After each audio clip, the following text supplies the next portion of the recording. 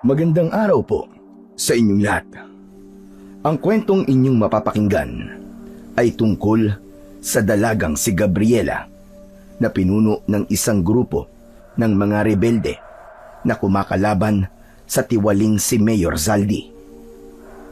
Nang umatake ang mga aswang sa kanilang baryo, ay pinatay ng mga yun ang buong pamilya ni Gabriela. Dahil sa pangyayaring yun, ay nawala sa katinuan si Gabriela at dinala siya ng mga kasamahan niya sa isang mental hospital kung saan makikilala niya si Lolo Ambo. Ano ang magiging papel ni Lolo Ambo sa buhay ni Gabriela? Babalik pa ba sa katinuan si Gabriela at magagawa pa ba niyang makamit ang hustisya para sa kanyang pamilya at sa baryong kanyang pinanggalingan? Ngunit bago po ang lahat, mga idol, huwag po nating kalimutang mag-subscribe at i-hit ang notification bell sa aking YouTube channel na The Voice Addict at Apong Isaak para sa mas marami pang makapigil hininga na kwentong aswang at katatakutan mula sa mundo ng kababalaghan. Umpisahan na po natin ang kwento. Mahal kong mga kababayan, alam kong lahat kayo ay nababahala ngayon dahil muling umatake ang mga rebeldeng pinamumunuan ni Gabriela. Tinambangan nila ang mga sundalong nagbabantay sa isang kalsada papasok dito sa ating baryo. Ninakaw din nila ang mga bigas at mga dilata na dapat sana ay ipapamahagi ko sa inyo ngayong piyesta. Kaya paumanhin kung wala akong kahit na anong dalang regalo para sa inyong lahat. Ngunit huwag kayong masyadong magalala dahil ginagawa ko ang lahat ng aking makakaya upang mahuli na ang mga rebelde na yon. Umasa kayo na hindi magtatagal ay matatapos na ang problemang dala sa atin ni Gabriela at ng kanyang grupo. Kaya hinihingi ko rin ang inyong kooperasyon. Kung sino man ang makapagtuturo sa akin ng pinagtataguan ni na Gabriela, ay bibigyan ko ng malaking halaga ng pera bilang pabuya. Habang nagsasalita si Mayor Zaldi sa harapan ng maraming tao na nasa plaza, ay nasa hindi kalayuan naman si Gabriela at si Ompong. Nakatago sila sa makapal na halaman. Dinig na dinig nila mula roon ang lahat ng sinabi ni Mayor Zaldi dahil may gamit itong mikropono. Si Gabriela ang pinuno ng grupo ng mga rebelde na kumakalaban kay Mayor Zaldi. Natuklasan ni Gabriela ang katiwalian at ang pangungurakot ng kanilang mayor, kaya isiniwalat niya yon sa mga tao. Ngunit hindi siya pinapaniwalaan ng mga tao, lalo na sa kanilang baryo, dahil ang tingin ng mga tao sa kanilang mayor ay mabuting tao. Pinagtangkaan ni Mayor Zaldi ang buhay ni Gabriela, pero hindi ito nagtagumpay.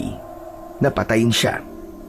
Ang bagay na yon ang nag-udyok kay Gabriela na bumuo ng isang grupo na kakalaban kay Mayor Zaldi.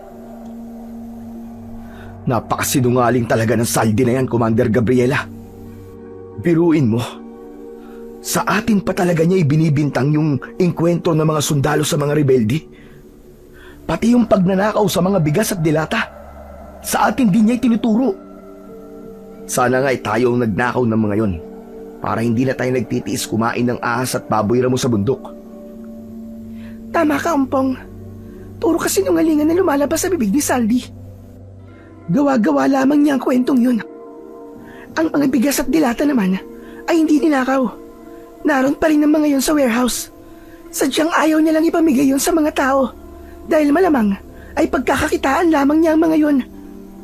Nako, kung may baril lang tayo, babarilin ko na mula rito ang mayor na yan eh. Napakademonyo talaga ng ugali niya. Wala pa siya sa impyerno ay sinusunog na dito sa lupa ang kaluluwa niya dahil sa labis niyang kasamaan. Talagang gagawin ni Saldi ang lahat, kahit ang lokohin ng mga tao, para lang mas lalong magmukhang masama ang grupo natin sa mga tao. Nakakagalit na ginagamit niya ang buwis ng mga tao para sa pansarili niyang kasiyahan. Napakaraming tao naghihirap habang siya at ang pamilya niya ay nagpapakasarap sa perang hindi naman dapat sa kanila. Kaya hindi ako nagsisisi na sumama sa grupo niyo eh. Kailangan na talagang putulin ang sungay ng Saldi na yan, Commander. Gusto mo ba? Sugurin ko na siya at pagtatatagain ko. Pwede naman. Yun ay kung ayaw mo nang makabalik ng buhay sa ating kuta. Hindi kita pipigilan. Hindi mo ba nakikita? Napakaraming bodyguard ni Saldi. Bago ka pa man makalapit sa kanila, ay paniguradong tatagdaring ka na nila ng bala. Nagbibiro lang naman ako, Commander. Siyempre, nagtatapang-tapangan lang ako. Gusto ko kasing maging kagaya mo na kahit babae ka, ay ikaw ang namumuno sa ating grupo. Wala sa kasirian ang pagiging matapang. Babae ka man, lalaki, bakla o tomboy, ay kaya mo maging matapang. At para sa akin, ay matapang ka rin, Umpong. Dahil naninindigan ka sa kung ano ang tama at hindi mo kinukonsinti ang mali. Ano ba yan, Commander? Kinikilig naman ako sa sinabi mo. Huwag ka naman ganyan, baka mainlove na ako sa inyan eh. Ipapaalala ko lang na may asawa at anak na ako. Kilabutan ka nga sa mga pinagsasasabi mo, Umpong.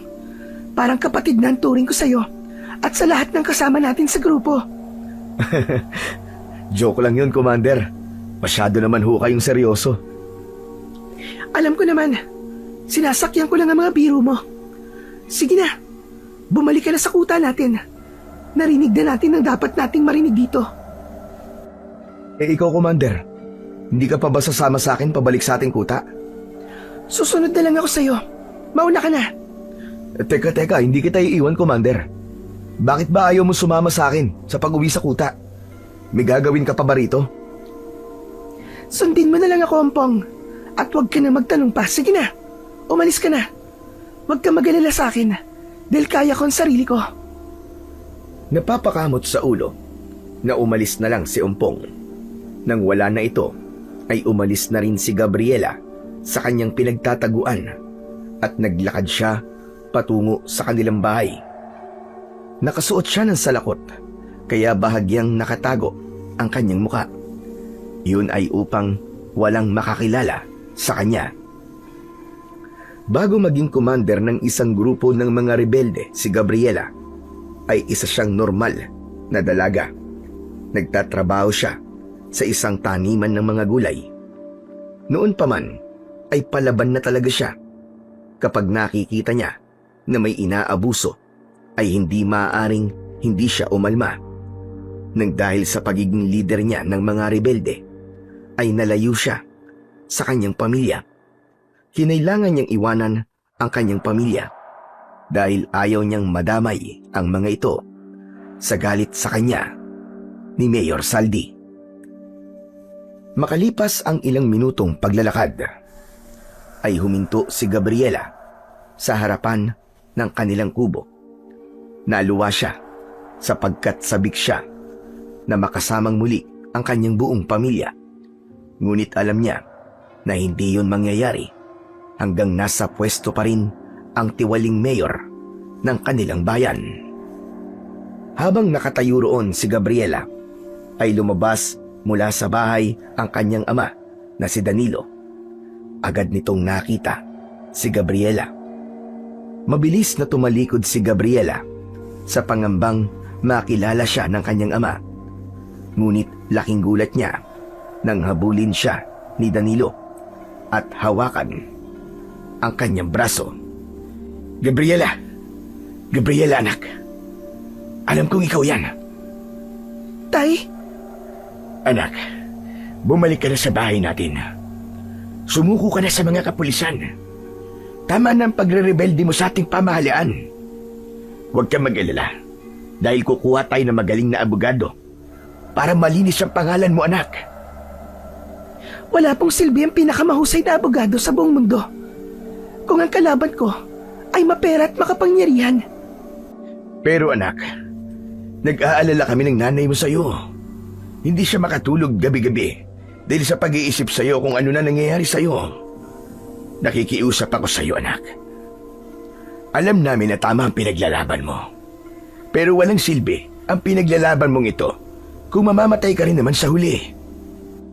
Hindi po ako natatakot mamatay. Mas gugustuhin ko pang mamatay ako na ipinaglalaban ng tama kesa buhay nga ako pero nagbubulag-bulagan ako kahit nakita ko ang mga mali sa aking paligid. Tay, wala po akong ibang hihilingin sa inyo kundi ang ipagdasal ako. Ipagdasal niyo na sana sa pagkakataon na ito ay manaigang kabutihan sa kasamaan. At huwag po kayong maniniwala sa mga sinasabi ni Saldi tungkol sa amin. Hindi po kami ang umaatake sa mga tao at mga sundalo. Palabas lamang niya ang lahat ng yun para magmukhang masama kami sa mga tao. Huwag ka mag-alala, anak. Hindi kami naniniwala kay Mayor Saldi. Maraming salamat po. Pasensya na, Tay. Pero kailangan ko na pong umalis. Baka may makakita po sa inyo na kausap ako. Paalam na po. Hindi na ba talaga kita mapipilit na umuwi sa ating bahay, anak? Sa ngayon na hindi pa po. Uuwi lang po ako kapag naipakulong na namin si Mayor Saldi. Kailangan lang po namin na matibay na ebidensya laban sa kanya. Sige po, aalis na po ako, Tay. Mag-iingat po kayo palagi. Pakisabi rin po kay nanay at sa mga kapatid ko na mahal ko sila. Ikaw rin, Tay. Mahal na mahal ko rin po kayo. Binitiwan na ni Danilo ang braso ni Gabriela. Matapos yun, ay nagmamadaling tinahak ni Gabriela ang daan papunta sa bundok kung saan sila nagtatago ng mga kapwa niya rebelde. Habang naglalakad, ay tuluyan ng kumawala ang luha ni Gabriela. Hindi niya na kayang pigilan ang kanyang emosyon.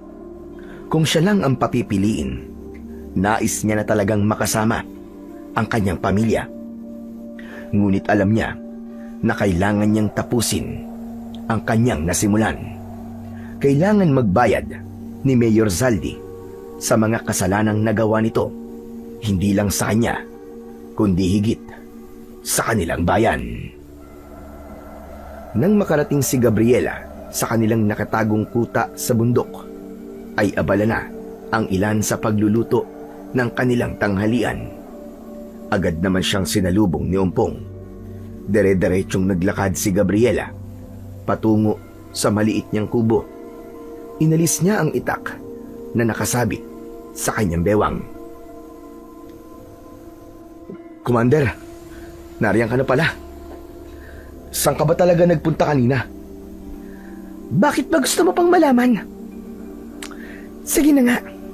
Total makulit ka, ay sasabihin ko na sa'yo. Galing ako sa bahay namin, pero sa labas lang ako. Gusto ko lamang makita ang pamilya ko, kung ayos lang sila.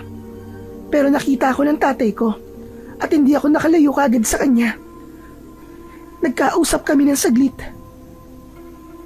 Nako, hindi ba delikado yun, Commander? Paano po kung may nakakita sa inyo? Baka isumbong kayo kay Saldi tapos pag-inita ng pamilya mo. Sa palagay ko ay wala namang nakakita sa amin. Kilala mo ko. Maingat ako pagdating sa mga ganyang bagay. Sa bagay? Oo nga pala, Commander Gabriela. May kailangan din akong sabihin sa inyo. Ayon sa ating informante, ay malaki pala ang nakurakot ni Saldi dun sa harang na inilagay nila sa tabi ng ilog para hindi yun umapaw tuwing bumabagyo. Biruin niyo, Commander, halos 200 milyong piso ang naibulsa ng mayor na yun. Nakita mo na ang kahayupan niya. Mas lalong yumayaman si Saldi, habang ang mga tao naman ang nagdudusa kapag nagkakaroon ng bagyo. Sigurado ko na kapag dumating ang malakas na bagyo, ay masisira ang harang na yun sa ilog dahil hindi naging maganda ang pagkakagawa roon. Sinabi mo pa, Commander. Ngayon pa nga lang na walang bagyo ay nagkakaroon na ng bitak-bitak yung harang eh. Bakit kasi hanggang ngayon ay bulag pa rin ang karamihan sa mga tao sa ating lugar? Nakakalungkot isipin na nadadala sila sa mga kakakarampot na ibinibigay sa kanila ni Saldi. Kung tutusin, ay dapat higit pa sana ron na makukuha nila kung hindi lang ibinubulsa ni Saldi ang buwis ng mga tao. Tapos, kung pasalamatan pa nila si Saldi kapag namimigay ito ng grocery, ay para bang galing sa sariling bulsa nito ang pinambibili ng mga yon. Hindi alam ng marami na yun ay galing sa bulsa ng bayan. Kaya nga habang marami pa rin ng bulag sa nakakasukang pamumuno ni Saldi, ay hindi tayo hihinto. Patuloy nating lalabanan ng mayor na yon hanggang sa makahanap tayo ng matibay na ebidensya laban sa mga katiwalian niya. Huwag ka mag-alala, Commander. Kasama mo ko at ang lahat ng miyembro ng ating grupo sa lahat ng laban na ating kakaharapin. Tandaan mo ito, Pong.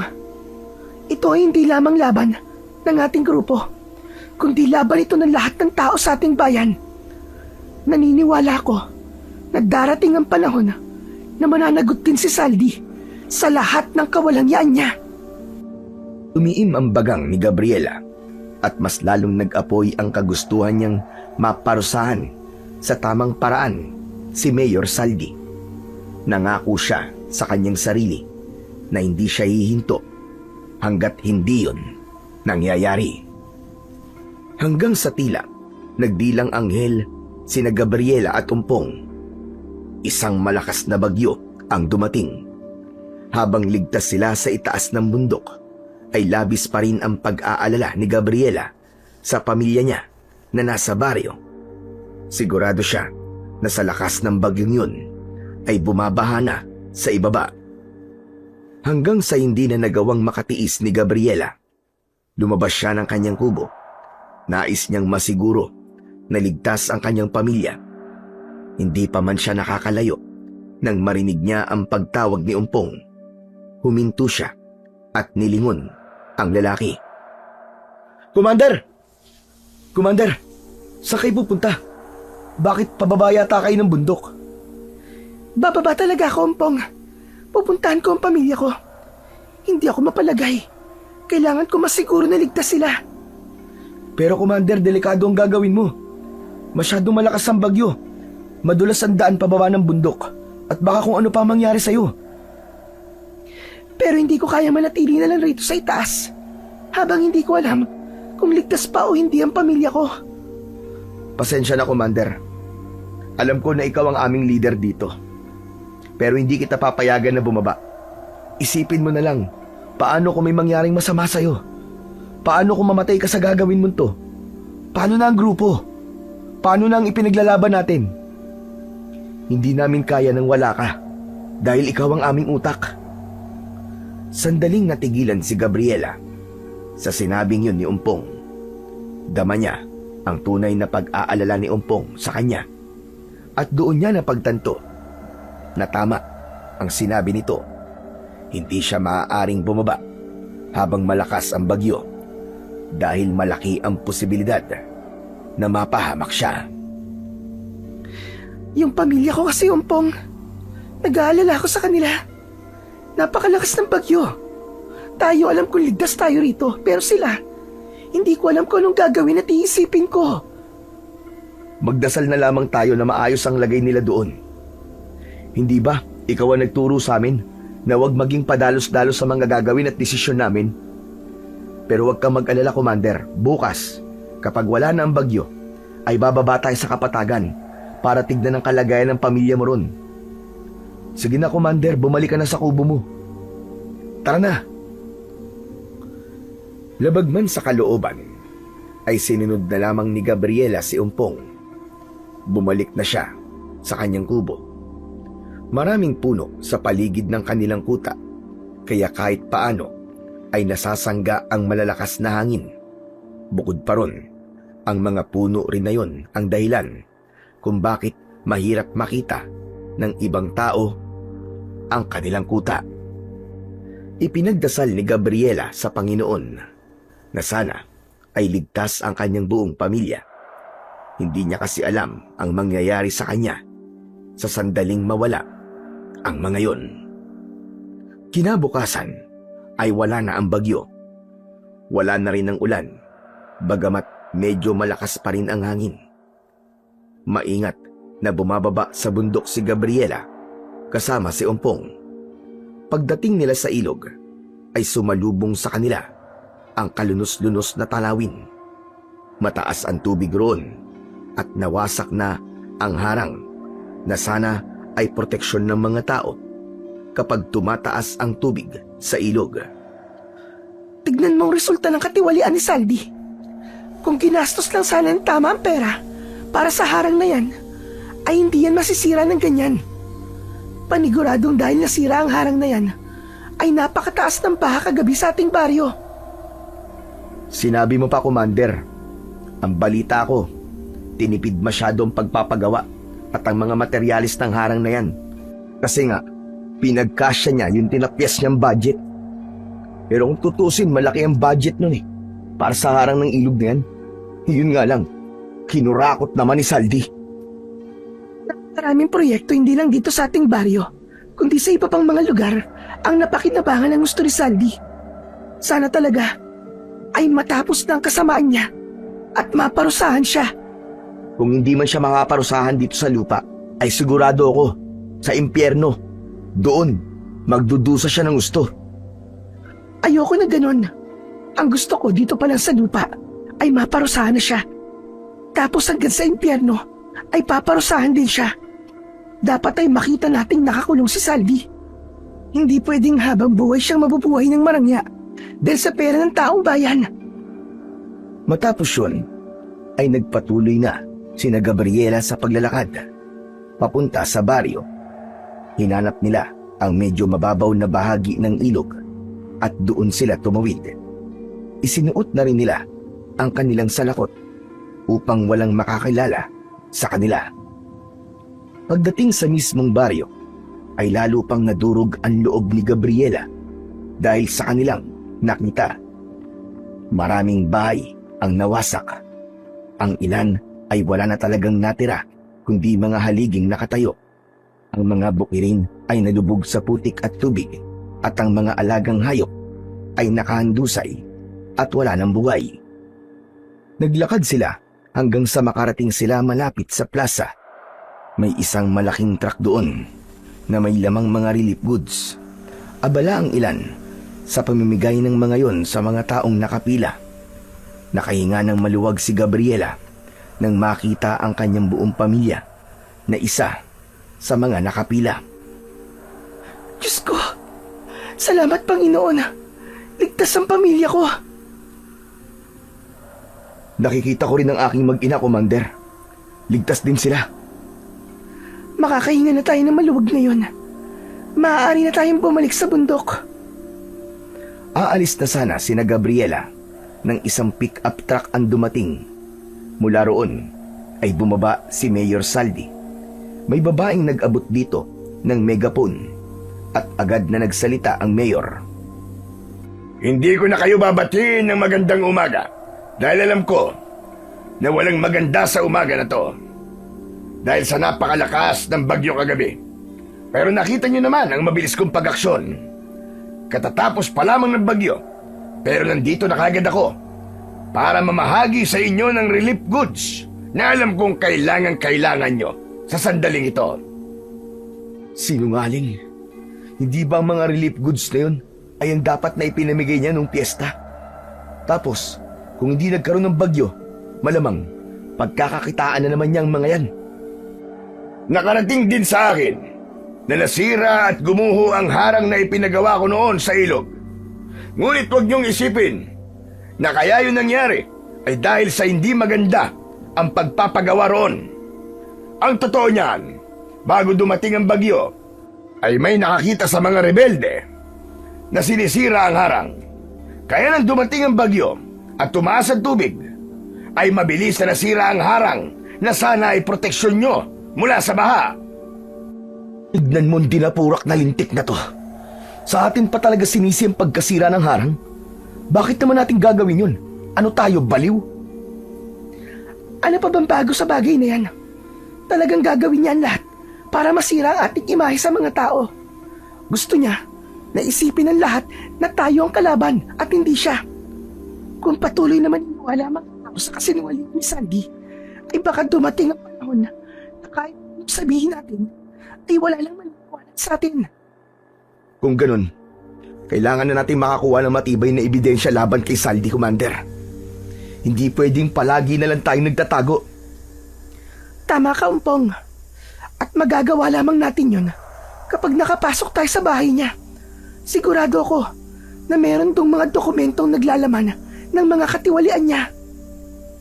Pero paano tayo makakapasok doon, Commander? Hindi ba bantay sarado ang mansyon niya? Nag-isip si Gabriela ng paraan kung paano nila mapapasok ang mansyon ni Mayor Saldi. Napansin niya na abala pa rin ang mayor sa pagsasalita at pagbibida sa sarili nito sa harap ng maraming tao.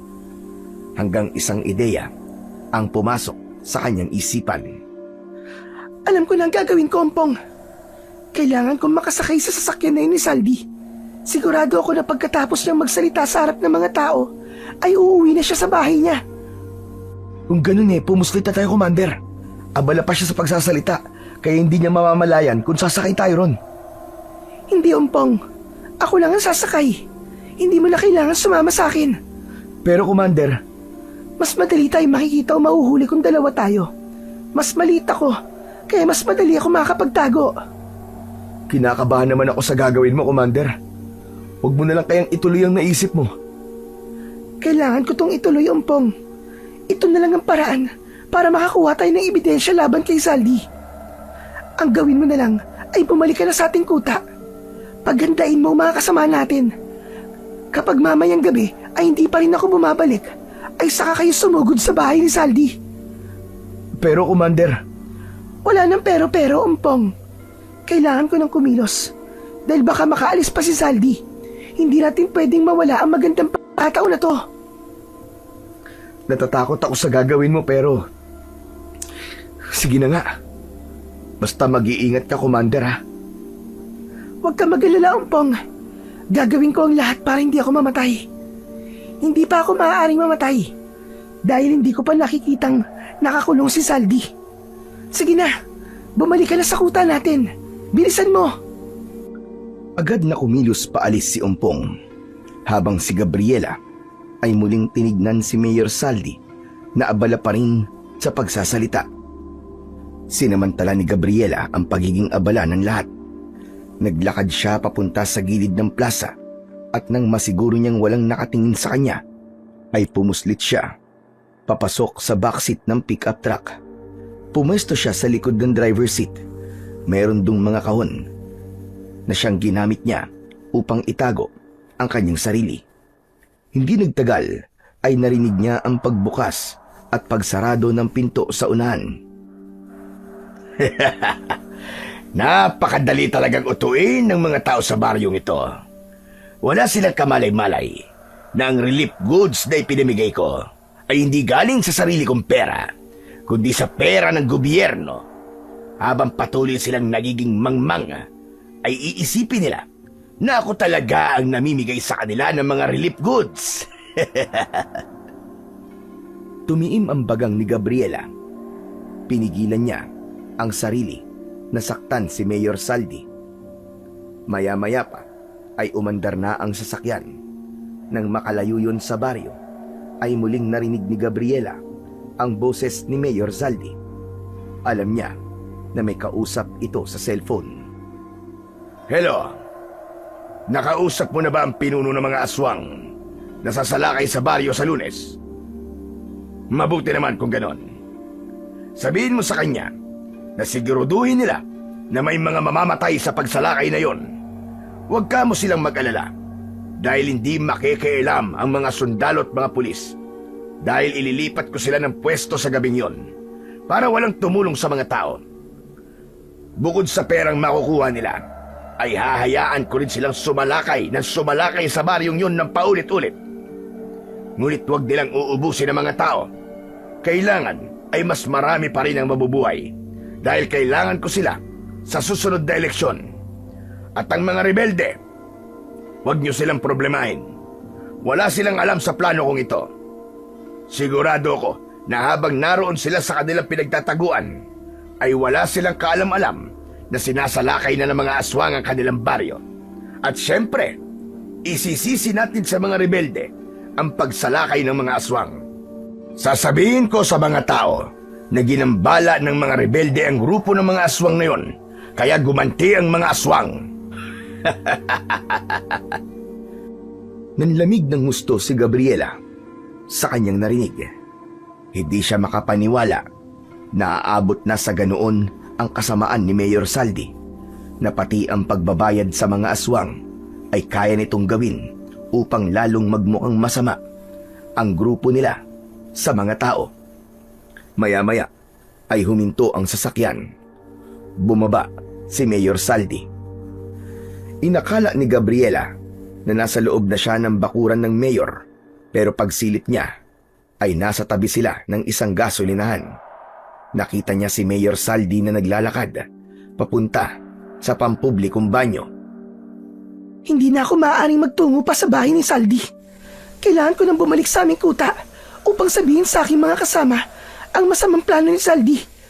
Kailangan namin mapigilan ang pagsalakay ng mga aswang sa aming baryo. Nang nakapasok na si Mayor Saldi sa banyo, ay saka naman lumabas si Gabriela sa sasakyan.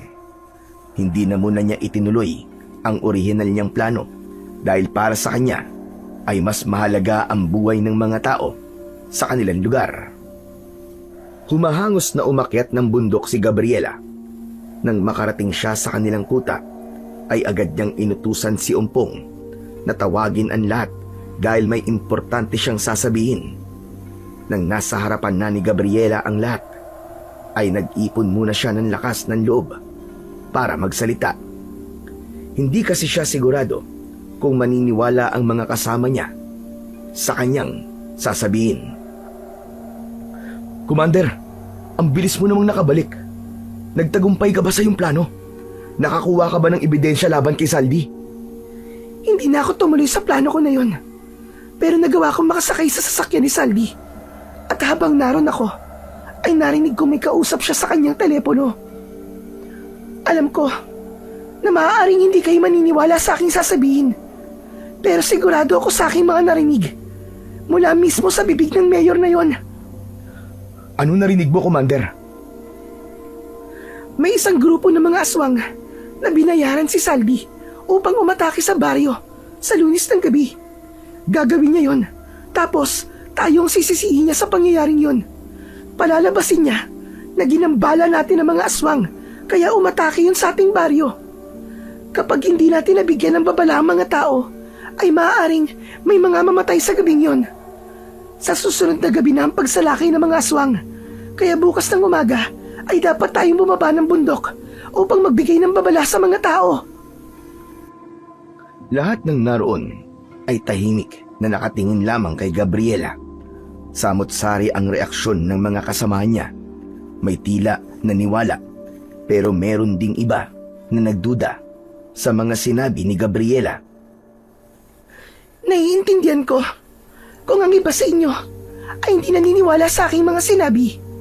Sa totoo lang, hindi rin ako sigurado kung posible nga bang magbayad si Saldi sa isang grupo ng mga aswang para gawin ang gusto niya. Pero alam nyo kung paano gumalaw ang mga taong may pera. Lahat ng imposible ay kaya nilang gawing posible. Naniniwala ako sa inyo, Commander. Alam ko na hindi ka magsasabi ng walang katotohanan sa amin. Huwag ka mag-alala dahil bukas ng umaga ay pangungunahan ko ang pagtungo sa baryo upang magbigay babala sa mga tao. Nang sa gayon ay maging handa sila sa pagsalakay ng mga aswang o kaya ay makalikas sila sa mas ligtas na lugar. Maraming salamat, Ompong. At sa Lunes ng gabi ay magbabantay tayo sa baryo. Kailangan ay naroon tayo sa sandaling sumalakay ang mga aswang. Ipapakita natin sa mga tao na hindi nila tayo kalaban. Bagkos, tayo pa ang kanilang tagapagtanggol. Nilukob ng matinding kaba si Gabriela, ngunit hindi niya yun ipinakita sa kanyang mga kasamahan. Alam niya na sa kanya humuhugot ng lakas ng loob ang mga kasama niya sa grupo, kaya hindi siya maaaring magpakita ng kahit katiting na takot. Kinabukasan ng umaga ay maagang gumising sina Gabriela kasama ang ilan sa mga kasamahan niya. Ay bumaba sila mula sa bundok at nagtungo na sila sa baryo. Agad nilang sinimulang abisuhan ang mga tao tungkol sa pagsalakay ng mga aswang mamayang gabi. Marami ang nagbulungan at may ilan na tumakbo palayo dahil sa takot kina Gabriela. Hindi kinilimutan ni Gabriela na puntahan ang kanyang pamilya. Nakita niya ang kanyang mga magulang at kapatid na abala pa rin sa pag-aayos sa bahay nilang nasira ng nagdaang bagyo. Pinilit niyang kumbinsihin ang mga ito na umalis muna at magtago upang makaligtas sa panganib na darating mamayang gabi. Ngunit ang tugon ng kanyang pamilya ay walang ibang mapupuntahan ng mga ito. Nangako na lamang si Gabriela na magbabantay sila ng grupo nila sa baryo mamayang gabi upang masiguro ang kaligtasan ng lahat. Pagsapit ng gabi ay nagsimula ng magbantay sina Gabriela sa baryo. Nagtago sila kung saan-saan habang hinihintay ang pagdating ng mga aswang. Kasama ni Gabriela si Umpong sa likod ng isang makapal na halaman sa tabi ng plaza. Commander, sa totoo lang ay kinakabahan ako. Kung sakali, ito ang unang beses na makikipaglaban ako sa mga aswang. Ganun din ako, Umpong. Kahit na panaginip, ay hindi ko nakita na darating ang pagkakataong to. Naswang ang ating lalabanan. Kaya hindi natin dapat maliitin ang mga aswang. Iba sila sa mga sundalo na nakakaharap natin noon. Kahit wala silang mga armas, ay mabangis at malakas sila. Saka ito na ang pagkakataon natin para ipakita sa mga tao na hindi tayo ang kalaban.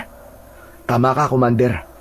Sigurado ko na kapag ipinagtanggol natin ang mga tao mula sa mga aswang, ay mag-iiba na kung paano nila tayo tignan. Unti-unti na nating malilinis ang pangalan natin.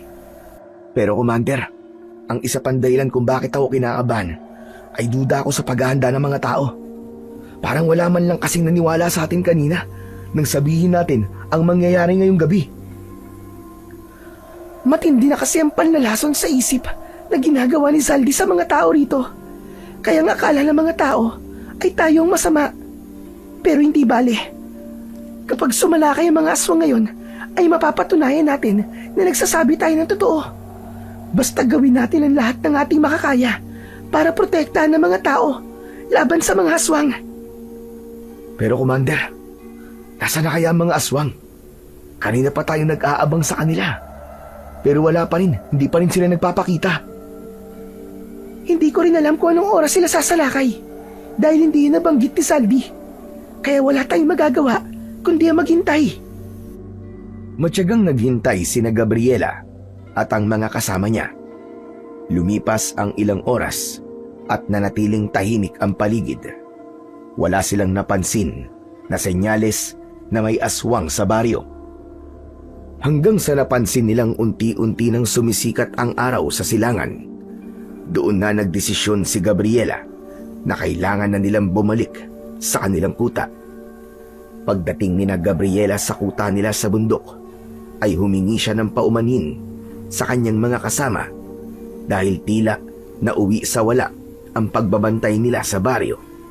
Labis ang pagtataka ni Gabriela kung bakit walang aswang na sumalakay sa baryo ng nakaraang gabi. Papasok na sana si Gabriela sa kanyang kubo nang tawagin siya ni Umpong. Bakit, Umpong? May kailangan ka ba? Bakit hindi ka pa matulog? Alam kong lahat tayo ay inaantok na dahil wala tayong tulog simula pa kagabi. Mamaya na ako matutulog, Commander. May mga bagay lang akong gustong itanong sa'yo. Alam ko na nagsasabi ka ng totoo. Pero ano kaya ang dahilan kung bakit hindi sumalakay ang mga aswang kagabi? Sigurado ako na sa sandaling ito ay iniisip na ng mga tao na sinungaling tayo at ang pagbibigay natin sa kanila ng babala ay isang pananakot lamang. Yan nga ang pinagtataka ko, Umpong eh. Sigurado ako sa narinig ko. Kagabi dapat mangyayari ang pagsalaki ng mga aswang sa ating baryo. Pero, saka na natin pag-usapan ang tungkol sa bagay na yan. Magpahinga na muna tayo. Maging ako ay inaantok na. Sige, Commander. Matutulog na rin ako sa aking kubo. Pagkaalis ni Umpong, ay pumasok na si Gabriela sa kanyang kubo. Paggiga niya sa papag, ay pumikit na siya pero biglang naging mailap ang antok sa kanya dahil patuloy niyang iniisip kung bakit hindi sumalakay ang mga aswang sa kanilang baryo kagabi. Hapon na nang magising si Gabriela, nakita niya na kahit kulang sa tulog ang mga kasamahan niya ay nagluluto pa rin ang mga yon ng pagkain nila para sa hapunan. Maya-maya pa ay lumapit si Umpong sa kanya. "Commander, magbabantay ba ulit tayo mamaya sa baryo?" Hindi na muna. Nahihiya na ako sa mga kasamahan natin. Malamang ay iniisip nila na walang katotohanan ng mga narinig ko mula kay Saldi. Huwag ka mag-isip ng ganyang, Commander. Lahat kami rito ay may tiwala sa'yo. Mula nung umpisa hanggang ngayon. Maraming salamat, Tumpong. Ikaw na lang muna ang magsabi sa lahat na hindi mo na tayo bababa sa bundok. Gusto ko na pagplanuhan natin ang mabuti ang susunod nating hakbang. Kailangan nating malaman kung kailan talaga sila sasalakay. Kung gusto mo, bukas ng umaga ay bababa ako sa baryo upang kumalap ng balita roon. Mabuti pa nga. Sige, hahayaan kitang bumaba bukas. Kinabukasan ng umaga ay maagang nagtungo sa baryo si Umpong kasama ang dalawang lalaki, habang si Gabriela naman ay tumulong sa mga gawain sa kanilang kuta. Naghasa siya ng mga itak na siyang gamit nila sa pakikipaglaban. Makalipas ang ilang oras, habang nakadungaw si Gabriela sa bintana ng kanyang kubo, ay natanaw niya sina Umpong na humahangos na tumatakbo. Lumabas si Gabriela sa kubo at sinalubong si Umpong. Kinabahan siya sapagkat bakas sa mukha nito ang pagkabahala. Teka, ano ba nangyari? Bakit parang hinahabol kayo ng 10 demonyo? Commander, huwag kang mabibigla sa sasabihin ko. Tatagan mong yung kalooban. Teka, bakit ano ba nangyari? May masama bang nangyari sa ating baryo? Meron. Commander, kagabi sumalakay ang mga aswang sa baryo. Diyos ko, kung kailan hindi tayo nagbantay, saka naman sila sumalakay. Sabihin mo, may mga nasaktan ba? May mga namatay ba? Hindi agad nakasagot si Umpong, kaya mas lalong tumindi ang kaba ni Gabriela. Sumagot ka, Umpong! May mga namatay ba sa pagsalakay ng mga aswang kagabi? Meron, Commander. Ang nanay at tatay mo, pati na rin ang kapatid mo, silang namatay sa pagsalakay ng mga aswang kagabi. Hindi! Hindi totoo yan! Sabihin mo nagsisinungaling ka lang, Umpong! Sabihin mo nagsisinungaling ka lang! Sana nga, Commander, nagsisinungaling lang ako. Pero nakita namin mismo mga bangkay nila sa harapan ng bahay niyo. Ayon sa aming narinig, tanging ang bahay niyo lang ang inatake ng mga aswang. Tapos, inilibing na rin kagad ng mga tao ang katawan nila sa likod ng bahay niyo. Napahagulgol si Gabriela nang hina ang kanyang mga tuod, kaya napaluhod siya sa lupa habang malakas na umiiyak. Agad naman siyang dinaluhan ni Umpong. Lakasan mo ang loob mo, Commander. Kailangan mo magpakatatag. Bakit sila pa? Bakit ang pamilya ko ang pinatay ng mga aswang? Diyos ko, bakit niyo hinayaang mangyari ito? Bakit ang pamilya ko?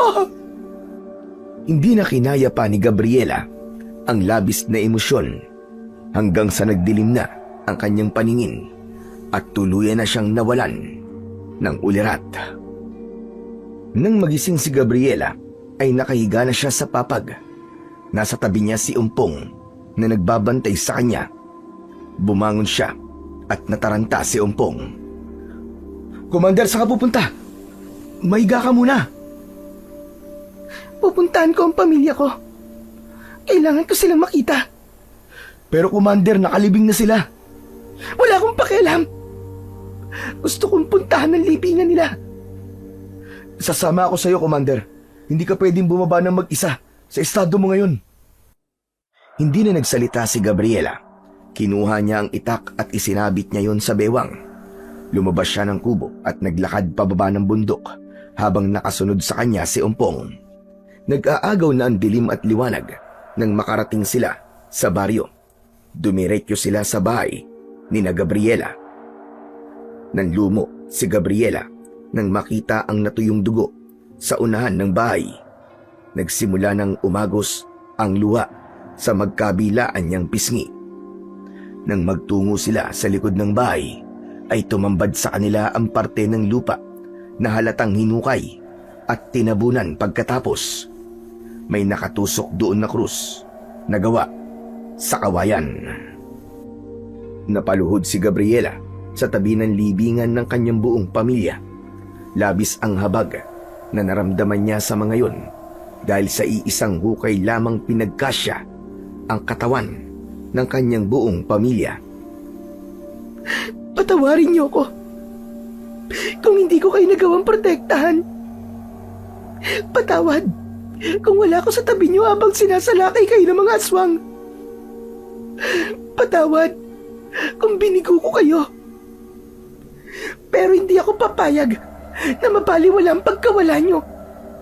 Sisiguraduhin kong magbabayad ang pulot dulo ng nangyaring ito sa inyo. Isinusumpa ko. Magbabayad siya. Magbabayad siya! Maya-maya pa ay pinunasan ni Gabriela ang kanyang mga luha. Mariing nakakuyom ang mga kamao na tumayo siya habang nakatingin sa malayo. Ampong, may iuutos ako sa iyo.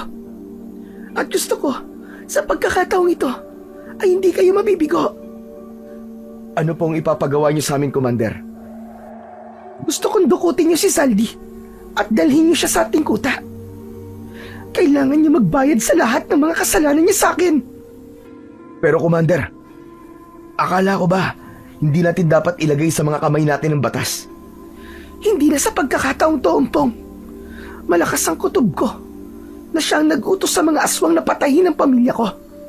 Kailangan na mapaamin natin siya. Kung ganun, gagawin namin sa lalong madaling panahon ang utos mo, Commander. Matapos yun, ay bumalik na sina Gabriela sa bundok. Sinabi niya sa kanyang sarili na hindi na siya iiyak at sa pagkakataong yun ay siya na mismo ang maniningil kay Mayor Zaldi sa mga hindi magagandang bagay na ginawa nito.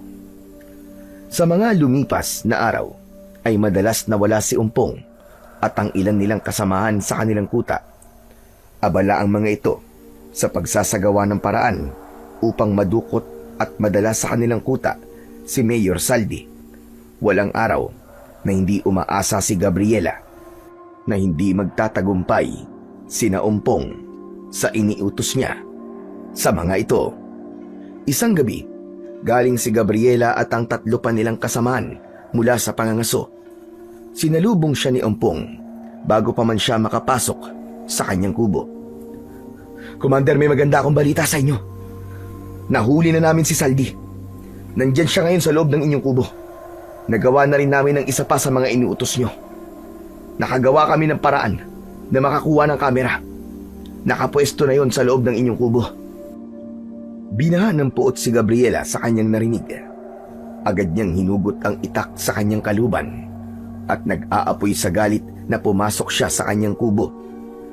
Tumiim ang bagang niya nang makita si Mayor Zaldi na nakatali ang katawan sa upuang gawa sa kahoy. Mas lalo siyang nanggigil dahil masayang nakangisi si Mayor Zaldi at kahit katiting na takot ay wala itong ipinapakita. Kumusta ka na, Gabriela? Alam mo bang napakatagal na kitang gustong makaharap? Salamat, dahil ikaw mismo ang gumawa ng paraan para mangyari yon. Isang karangalan para sa akin na nandito ako sa kuta ng mga rebelde na walang ginawa kundi ang kalabanin ako. Ayoko nang pahabain ito. Alam kong ikaw ang nag-utos sa mga aswang na sumalakay sa aming baryo. Narinig ko lahat ng sinabi mo habang may kausap ka sa telepono. Dahil pa sekreto ako sumakay sa sasakyan mo nung nagatid ka ng relief goods. Ano pa bang magagawa ko? Mukhang wala ng silbi na itanggi ko pa ang bagay na yan. Tama ka. Ako nga ang nag-utos sa mga aswang na sumalakay sa baryo nyo. Ano pa ba ang gusto mong malaman? Ang mga kinurakot ko sa pera ng taong bayan? Ang mga kinupit ko sa mga proyektong pinagawa ko? Lahat ng yon ay inaamin ko, Gabriela. Napakahayop mo talaga. Demonyo ka. Hindi pa ako tapos. May aaminin pa ako sa'yo. May taong nagsabi sa akin na binalaan niyo ang mga tao sa pagsalakay ng mga aswang. Kaya nang makarating yun sa akin, sinabi ko sa mga aswang na sa susunod na gabi na sila sumalakay. Naisip ko na naantala ang pagsalakay na yon ng dahil sa'yo. Kaya nagdesisyon akong gumanti sa'yo. Inutusan ko ang mga aswang na patayin ang pamilya mo, Gabriela. Gusto kong ipakita sa'yo kung ano ang mangyayari sa mga taong kumakalaban sa akin. Galit na lumapit si Gabriela kay Mayor Zaldi. Itinapat niya sa leeg nito ang matalim niyang itak. Gigil na gigil siya at kulang na lang ay patayin niya si Mayor Zaldi. Sinasabi ko na nga ba? Talagang sinadya mong ipapatay ang pamilya ko. Hindi kita mapapatawad. Hayop ka! Yan, ganyan nga. Magalit ka. Ano na ang gagawin mo ngayon? Papatayin mo ako? Sige, Gabriela. Patayin mo ako. Akala mo ba ay natatakot ako mamatay? Ano? Patayin mo na ako. Gilitan mo na ako. Ipakita mo kung sino kan talaga. Nanginginig ang buong katawan ni Gabriela. Gusto niya nang tagain ang leeg ni Mayor Zaldi, pero pinipigilan siya ng katotohanan na hindi siya isang mamamatay tao. Ganun pa man, nais niyang makita ang takot sa muka ni Mayor Zaldi. Gusto niyang malaman ito na hindi ito palaging nasa itaas, kaya naisip niyang takutin ito sa paraan na alam niya. Talagang papatayin na kita para matapos na ang kasamaan mo. Papatayin kita para mabigyan ng hustisya ang pagkamatay ng pamilya ko. Gawin mo na, Gabriela. Nahiinip na ako. Sige na, patayin mo na ako. Dahil kung hindi mo yan gagawin, ay ako ang papatay sa'yo. Sa pagkakataong yun, ay nakarinig si Gabriela ng kaguluhan sa labas. Hindi nagtagal, ay pumasok si Umpong. Ano nangyayari? Bakit parang nagkakagulo kayo? Commander, may isa nating kasamaan ang nakakita sa mga sundalong papunta rito sa ating kuta. Mukhang alam na nila na dinukot natin ang buhayang mayor na yan. Kailangan na nating tumakas. Hindi, Umpong. Kailangan mo na magbayad ni Saldi. Papatayin ko siya. Hindi ka mamamatay tao, Commander. Umalis na tayo bago pa tayo mahuli ng mga sundalo. Hinawakan ni Umpong ang kamay ni Gabriela. Bago siya nito hilahin palabas ng kubo, ay kinuha nito ang nakatagong kamera. Akala mo ba ay mapapatay mo ko ng ganun lamang kadali, Gabriela? Sige, tumakbo kayo. Tumakas kayo.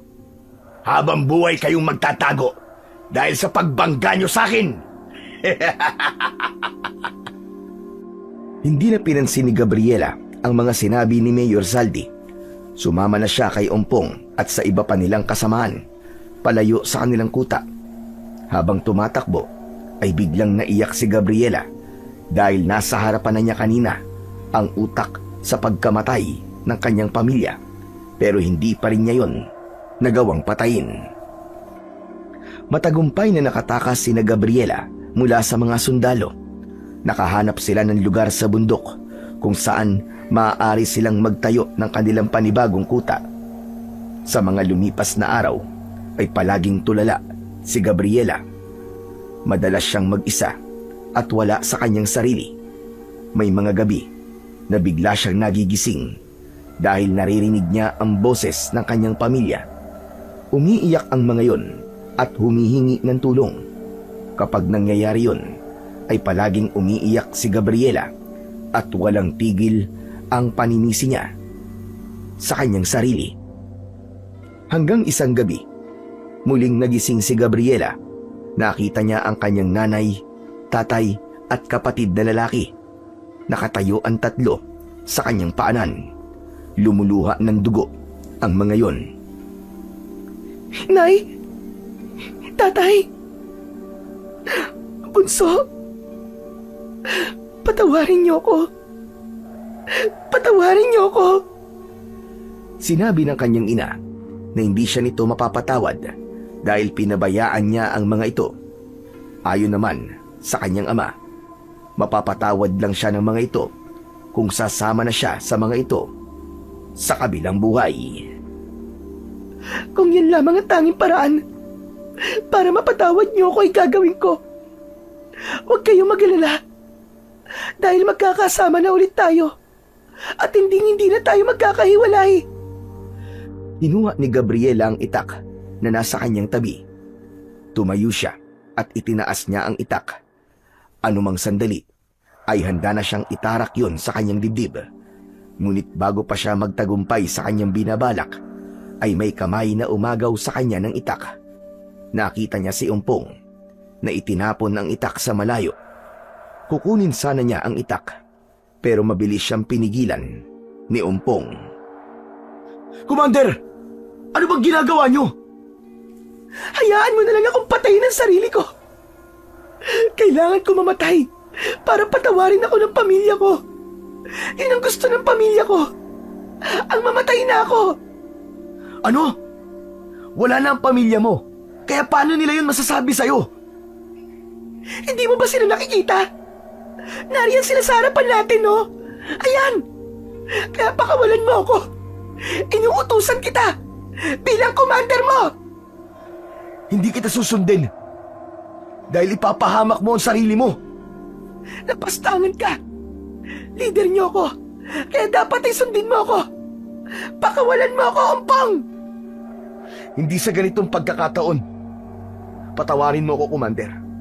Pero hindi kita hahayaan na gawin mo ang gusto mo. Nagwala ng gusto si Gabriela. Walang ibang nasa utak niya ng mga sandaling yun, kundi ang kitlin na ang sarili niyang buhay. Hanggang sa tinawag na ni Umpong ang mga kasama nila. Patuloy pa rin sa pagwawala at pagsigaw si Gabriela. Dumating na sa punto na napilitan ang lahat na itali si Gabriela sa isang puno. Pakawalan niyo ako, mga hayop kayo! Pakawalan niyo ako rito! Hindi niyo na ba ako itinuturing na leader? Kaya ganito lang ginagawa niyo sa akin? Pakawalan niyo ako rito! Labag to sa kagustuhan namin, Commander. Pero natatakot kami na baka kapag pinakawalan ka namin, ay ituloy mo ang pagpapatiwakal. Hayaan niyo na lang ako mamatay. Gusto ko na makasama ang aking pamilya. Ayan, hindi niyo ba naririnig ang boses ng nanay ko? Sinasabi niya na sumama na ako sa kanila. Umpong, makinig ka naman sa akin. Pabayaan niyo na ako.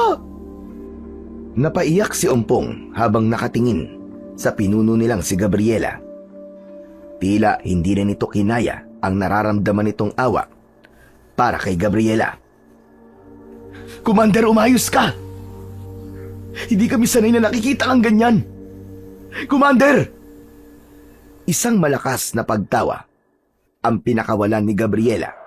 Hindi niya alam kung bakit siya tumatawa. Maging siya ay naguguluhan na, pero wala siyang magawa para pigilan ang napakaraming bagay na tumatakbo sa kanyang isipan. Sa mga nakalipas na araw ay tuluyan ng nagbago si Gabriela.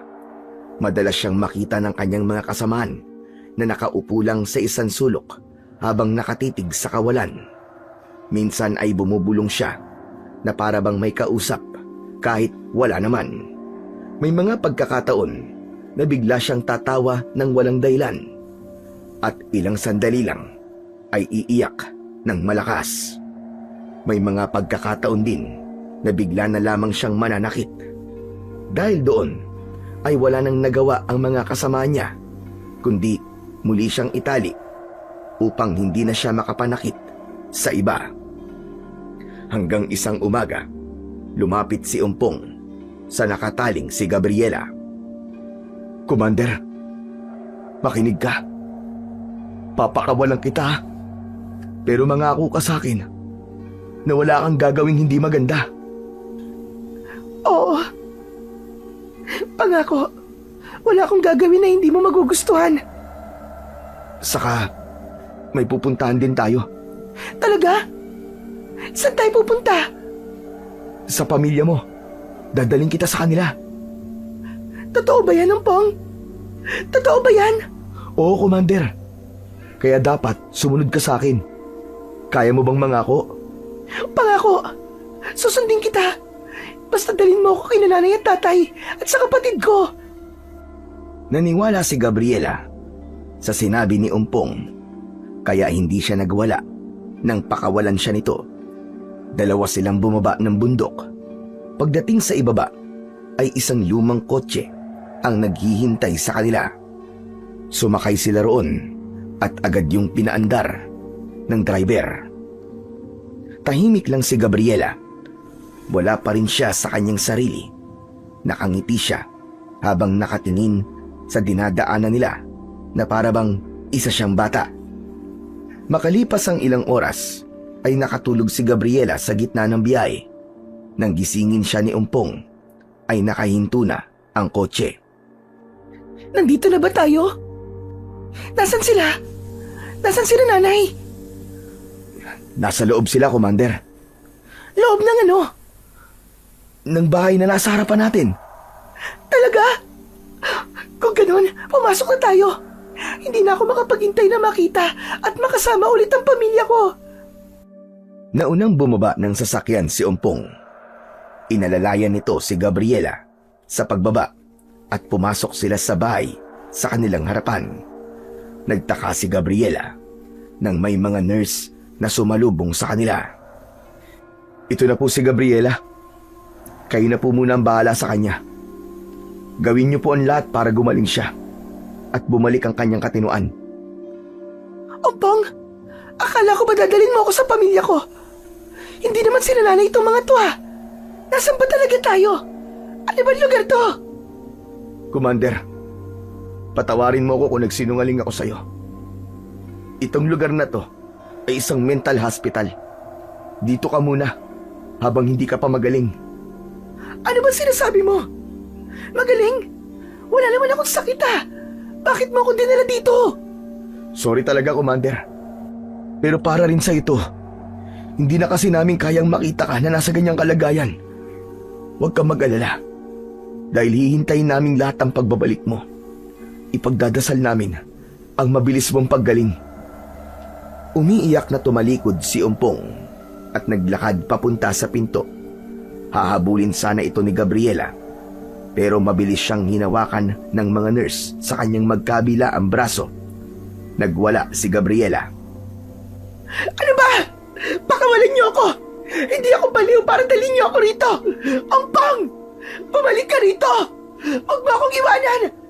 Ayoko rito! Ompong! Ompong! May naramdaman si Gabriela na tumusok sa kanyang braso. Hindi nagtagal ay nakaramdam siya ng labis na antok. Nilabanan niya ang pagpikit ng kanyang mga mata, ngunit hindi siya nagtagumpay hanggang sa tuluyan na siyang nawalan ng ulirat. Nang magising si Gabriela ay nakahiga na siya sa isang kama. Babangon sana siya pero hindi niya nagawa dahil nalaman niyang nakatali ang mga kamay at paa niya sa frame ng higaan. Pinilit niyang makawala, ngunit masyadong maigpit ang pagkakatali sa kanya. Pakawalan niyo ako rito! Bakit niyo ako itinali? Siguro mga aswang kayo, no? Gusto niyo akong patayin! Pakawalan niyo ako rito! Mga aswang! Kung gusto mong makawala dyan, tigilan mo ang pagwawala mo.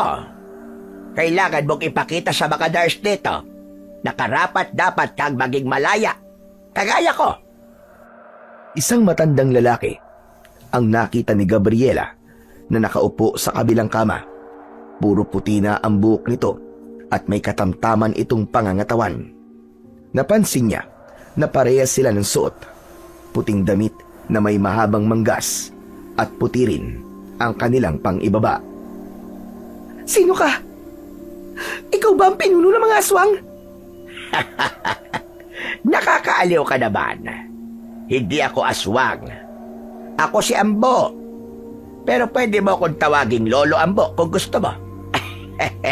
Mas gusto ko na tinatawag ako sa ganyang pangalan. At bakit naman kita tatawagin Lolo?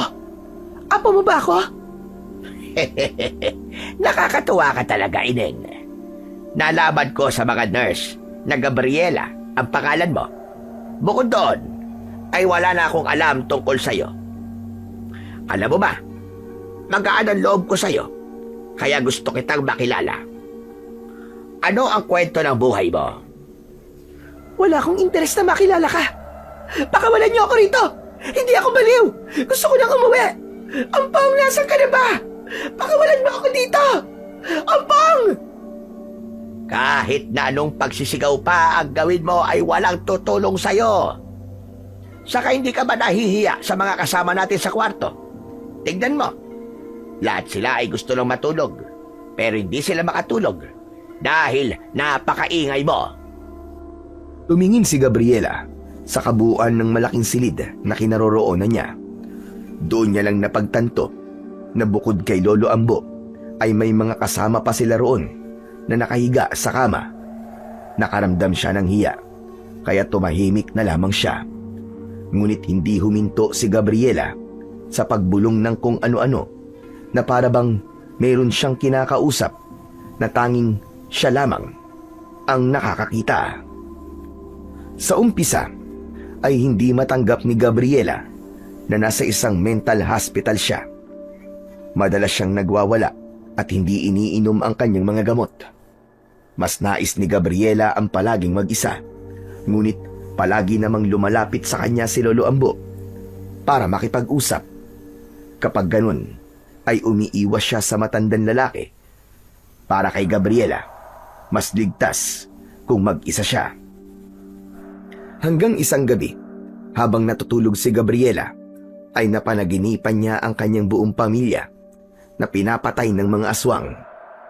Bigla siyang nagising mula sa panaginip na yun. Napasiksik siya sa isang sulok ng silid habang nanginginig ang kanyang buong katawan. Ang pamilya ko. Si nanay. Si tatay. Si Bunso. Pinatay sila ng mga aswang. Pinatay sila ng mga aswang. Nagulat si Gabriela nang biglang tumabi sa kanya si Lolo Ambo. Alam mo bang ilang beses na kitang naririnig na nagsasalita habang natutulog? Palagi mo na lamang binabanggit ang salitang aswang.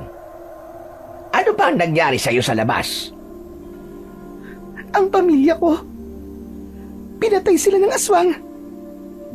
Ngayon ay naiintindihan na kita. Maaaring kaya nawala ka sa iyong katinoan ay dahil sa pangyayaring yon. Alam mo, naiintindihan kita, Gabriela. Maaaring sasabihin ng ibang makakarinig sa'yo na hindi totoo ang iyong mga sinasabi tungkol sa aswang. Pero ako, iba. Dahil naniniwala ako sa'yo. Talaga? Naniniwala ka sa akin? Oo naman. Napunta rin ako sa lugar na ito dahil sa aswang. Alam mo kasi, dayo ko sa isang baryo. Hindi nila alam na isa kong antingerong nakikipaglaban sa mga aswang. Nang malaman ko ang balak na pagsalakay ng mga aswang sa baryong yon, ay binigyan ko ng babala ang mga tao. Pero alam mo ba kung anong ginawa nila? Imbes na paniwalaan ako, ay inisip nila na may tililing ako sa utak. Kaya ayon, dinala ko ng mga tao rito kasi ang akala nila ay isa kong baliw. Ikaw, Gabriela, ano ang gusto mong gawin kapag nakalabas ka rito? Anong plano mo? Ang gusto kong gawin, magigante. Gusto kong patayin ng mga aswang.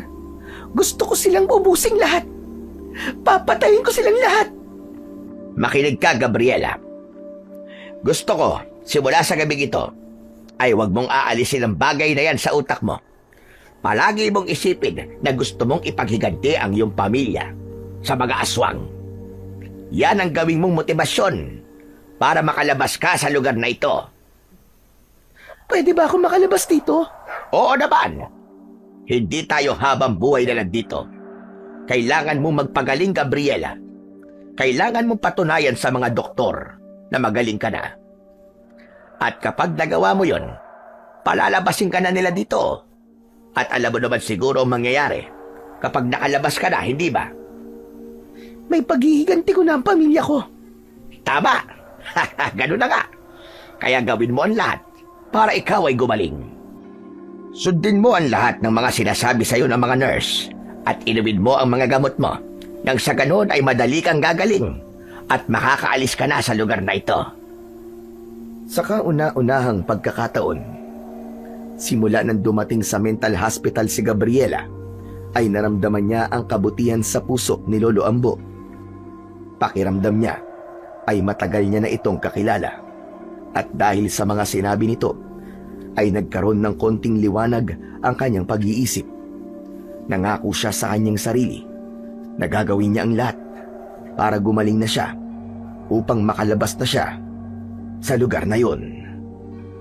Simula ng gabing yon, ay naging malapit na ang loob ni Gabriela kay Lolo Ambo. Madalas silang magkausap. Maraming kwento ang matanda tungkol sa mga naging pakikipaglaban nito noon sa mga aswang. Sinunod ni Gabriela ang payo ni Lolo Ambo. Iniinom na niya ang kanyang gamot at doon niya nakita ang epekto ng gamot na yon sa kanya. Pinapakalma siya ng gamot at nawawala ang mga boses na naririnig niya sa loob ng kanyang utak. Hanggang isang umaga, dinala si Gabriela ni Lolo Ambo sa likod ng mental hospital. Inabutan siya nito ng isang patpat. May hawak ding patpat ang matandang lalaki.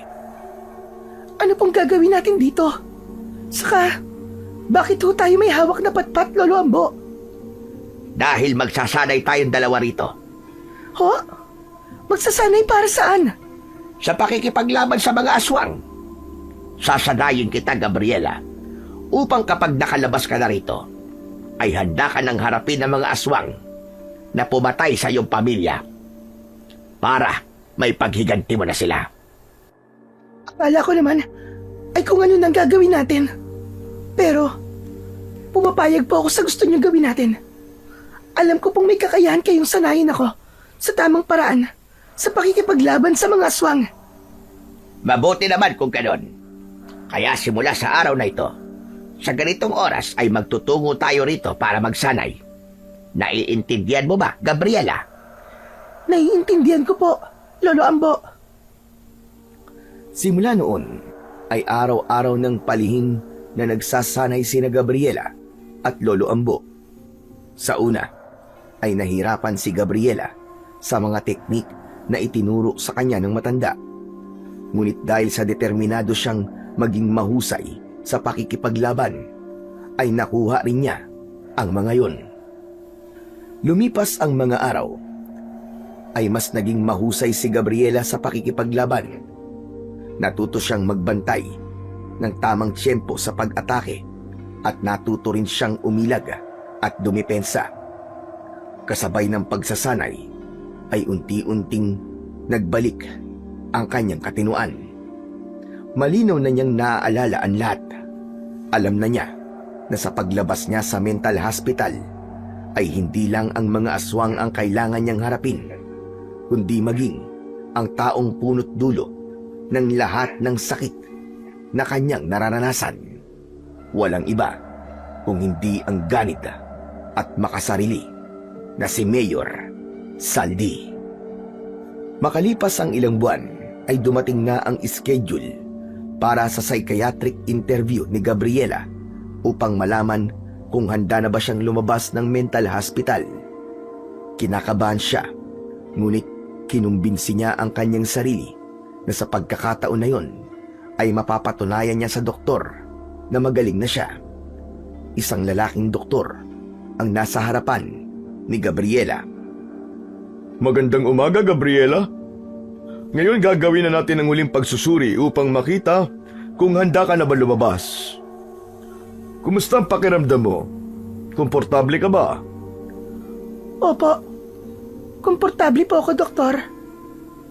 Alam mo ba kung bakit ka napunta rito sa mental hospital? Dahil may mga panahong hindi ko na po alam kung ano ang realidad. Pero natuto po akong bumangon. At ngayon, mas malinaw na po sa akin ang lahat. Ngayon naman, may ilang simpleng gawain tayong gagawin. Iguhit mo nga ang isang orasan na ang oras ay 11:10. Kinuha ni Gabriela ang lapis at papel na inabot ng doktor sa kanya. Gumuhit siya ng bilog at nilagyan niya ng mga numero. Itinapat niya ang maikling kamay ng orasan sa 11, habang ang mahaba naman ay sa 2. Pag-abot niya sa doktor ng papel, ay nakangiti itong tumango. May ilan pang pinagawa kay Gabriela ang doktor. Pinagbilang siya nito at tinanong kung anong petsa sa araw na yon, at lahat ay nagawa ng tama ni Gabriela. Kung sakali mang may haharapin kang pagsubok sa labas, paano mo to lalampasan? Hindi ko masasabing madali ang mga pagsubok na sasalubong sa akin kapag nakalabas na ako rito. Pero natutunan ko na ang takot ay hindi dahilan para umatras. Mas matibay ang isang tao kapag alam niya kung sino siya at kung ano ang kaya niyang gawin. Mahusay ang ipinakita mo ngayong araw. Malinaw ng iyong pag-iisip.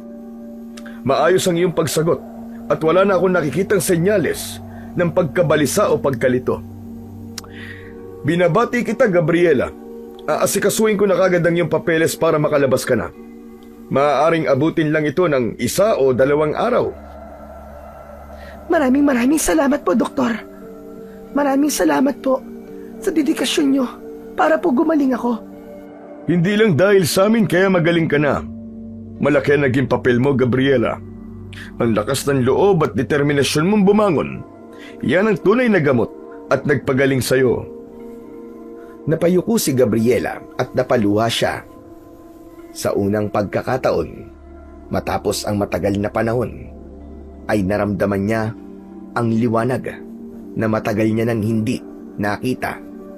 At sa likod ng lahat ng yun, dama niya ang bigat ng laban na haharapin niya sa kanyang paglabas. Hanggang sa dumating na ang araw ng paglabas ni Gabriela mula sa mental hospital. Nais niya sanang magpaalam kay Lolo Ambo, pero hindi niya nakita ang matanda sa kahit saang sulok ng ospital. Kaya lumabas siya na hindi nasabi kay Lolo Ambo na aalis na siya sa lugar na yon. Sa paglabas ni Gabriela ay lumanghap siya ng sariwang hangin. Napangiti siya sapagkat hindi siya makapaniwala na malaya na siya. Nagulat siya nang lumapit si Lolo Ambo sa kanya habang may bitbit itong bag. Lolo Ambo! Teka, anong ginagawa niyo rito sa labas? Huwag niyo sabihin na tumakas kayo. Kailangan niyo pong bumalik sa loob. Napakarami mo namang nasabi. Ang totoo niyan, Gabriela, matagal na akong pinayagan ng mga doktor na lumabas kasi napatunayan ko na sa kanila na hindi naman talaga ako nasiraan ng katinuan. Pero nang makilala kita, sinabi ko sa kanila na ang gusto ko ay sabay tayong lalabas. Kaya heto, magkasabay nga tayong nakalabas. Talaga po? Napakasaya ko po para sa ating dalawa, Lolo Ambo. Mas masaya ako para sa'yo, Gabriela. Pero Lolo Ambo, tanong lang, bakit niyo po ba gustong sabay tayong lalabas? Gusto kitang tulungan sa pakikipaglaban mo sa mga aswang, Gabriela. Hayaan mo na isa ko sa mga taong tutulong sa'yo para makamit mo ang hustisyang nais mong makuha. Naku, maraming salamat po, Lolo Ambo. Pero, sigurado po ba kayo sa desisyon niyong yan? Sigurado, 100%. Naiintindihan ko kasi ang pinagdadaanan mo. Pinatay din ng mga aswang ang aking asawa at mga anak. Alam ko ang galit na nasa iyong puso. Hindi ko sila naipaghiganti. Kaya gusto ko na magtagumpay ka sa gagawin mo. Salamat po talaga, Lolo Ambo. Napakalaking bagay po para sa akin nang gagawin yung pagtulong sa akin. Pero, hindi lang po mga aswang ang kalaban ko, kundi ang taong utak sa lahat ng nangyari sa buhay ko. Sa pagkakataong yon, ay ipinaalam na rin ni Gabriela kay Lolo Ambo ang tungkol kay Mayor Saldi at ang lahat ng hindi magagandang bagay na ginawa nito sa kanya at sa mga tao sa kanilang baryo. Matapos ang kanilang pag-uusap, ay bumiyahe na sila pabalik sa baryo ni na Gabriela. Matapos ang napakahabang biyahe, ay nakarating na si na Gabriela at Lolo Ambo sa kanilang destinasyon. Pagdating nila sa baryo ni na Gabriela, ay napansin nila na halos walang tao na ang nasa labas kahit umaga pa ng mga sandaling yon. May ilang bahay din ang sirana at halatang wala nang nakatira. Sandali, bakit ganito dito? Ano nangyari rito? Bakit ganito? Maraming beses na ako nakakita ng ganitong senaryo. Sa tingin ko, Gabriela, maraming beses nang sinalakay ng mga aswang ang baryong ito. Diyos ko, malamang ay inutusan ni Mayor ang mga aswang. Kailangan ko makausap ang aking mga kasamahan. Nasa bundok sila, Lolo. Kaya niyo po bang umakyat ng bundok? Aba, oo naman. Ano ba tingin mo sa akin? Mahina na ang mga tuhod. Kahit matanda na ako, ay mas malakas pa ako sa kalabaw, Gabriela. Hindi na nag-aksaya ng oras sina Gabriela at Lolo Ambo. Umakyat na sila papunta sa kuta ng mga rebelde sa bundok. Habang naglalakad ang dalawa, ay hindi naiwasan ni Gabriela ang kabahan dahil wala siyang ideya kung nasa kuta pa ba na yun ang kanyang mga kasamaan. Ilang buwan din siyang nawala sa lugar na yon, kaya wala siyang ideya sa mga nangyari habang nasa loob siya ng ospital. At sa wakas, narating na rin ni na Gabriela at Lolo Ambo ang kuta ng mga rebelde. Nabunutan ng tinik si Gabriela nang makitang naroon pa rin ang mga kasama niya. Ngunit nagtaka siya dahil naroon din ang ibang tao na nakatira sa kanilang baryo. Sinalubong si Gabriela ni Umpong. Mangiyak-ngiyak ito nang sabihin niya na nakalabas na siya ng mental hospital dahil magaling na siya. Ipinakilala rin ni Gabriela sina Umpong at Lolo Ambo sa isa't isa. Masaya ako, Commander, at nakalabas ka na. Commander, patawarin mo ako kung dinala kita sa mental hospital, ha? Maniwala ka, labag yun sa aming kagustuhan. Pero wala na kami magagawa kundi gawin yun. Hindi niyo kailangan humingi ng kapatawaran sa akin dahil ginawa niyo lang ang tama. Gusto ko rin magpasalamat sa inyong lahat dahil kung hindi niyo yung ginawa, malamang hanggang ngayon ay wala pa rin ako sa aking katinuan. Pero Umpong, ano ba nangyari habang wala ako? Marami, Commander. Marami. Ano bang gusto mong unahin ko? Ang magandang balita ba? O ang masamang balita? Unahin mo ang magandang balita, Umpong. Ang magandang balita, Commander. Nakakulong na si Saldi. Ano? Paano nangyari yun? Naalala mo ba nung dinukot natin siya? Hindi ba't nakuha na natin ng video ang pag-amin niya sa lahat ng katiwalian niya? Isinuko namin sa mga kapulisan ng video na yon. Kaya naging malakas ang ebidensya laban sa kanya. Nagkaroon ng investigasyon at natuklasan ng lahat ang pangungurakot na ginawa ni Mayor Saldi. Maging ang pag-utos niya sa mga aswang na sumalakay sa ating baryo ay nalaman din ng mga pulis. Patuloy pa rin ang paglilitis sa kanya. Pero Commander, duda ko na magagawan pa niya ng paraan na lusutan ng lahat ng ginawa niya dahil sa tibay ng ebidensya laban sa kanya. Wala na. Mabubulok na siya sa kulungan. Diyos ko, salamat. Magandang balita nga yan. At salamat din dahil nagtagumpay na tayong ipakulong ang hayop na Saldi na yon. Pero kung nakakulong na si Saldi, bakit nandito pa rin kayo sa bundok? At bakit nandito rin ang ibang tao sa ating baryo? Yun ang hindi magandang balita, Commander. Hindi kami narito sa bundok dahil nagtatago pa rin kami sa mga alagad ng batas. Kundi nagtatago kami dahil sa mga aswang.